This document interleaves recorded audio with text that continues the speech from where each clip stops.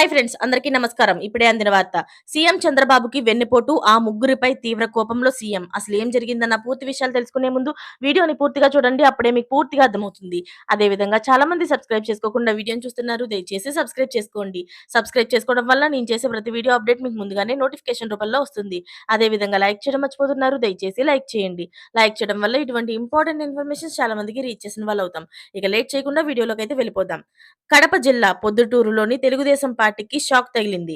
Proddatur municipality పైన కన్నేసిన ఆ party ఇటీవల ఆపరేషన్ ఆకర్ష్ కు తెరతీసింది. దీంతో ముగ్గురు వైసీపీ కౌన్సిలర్లు సైకిల్ ఎక్కారు. పొద్దుటూరు 8వ వార్డు కౌన్సిలర్ రాగుల శాంతి, 39వ వార్డు కౌన్సిలర్ అయిన రావులకొల్లు అరుణ, 40వ ward councillor Chimpiri Anil Kumar MLA Varadarajula Reddy సమక్షంలో టీడీపీలో చేరారు. అయితే ఇంతలోనే కౌన్సిలర్లు మనసు మార్చుకున్నారు. వైసీపీ మాజీ ఎమ్మెల్యే రాచమల్లు శివప్రసాద్ రెడ్డిని ఈ రోజు కలిశారు. ఆయన సమక్షంలో తిరిగి వైసీపీ గూటికి చేరారు.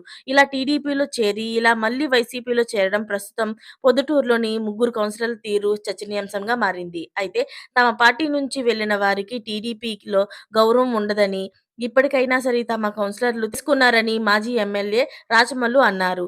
ఈ ముగ్గురు కౌన్సిలర్లు టీడీపీలో చేరినప్పుడు కూడా వారి అభిప్రాయాన్ని గౌరవించారని తెలిపారు.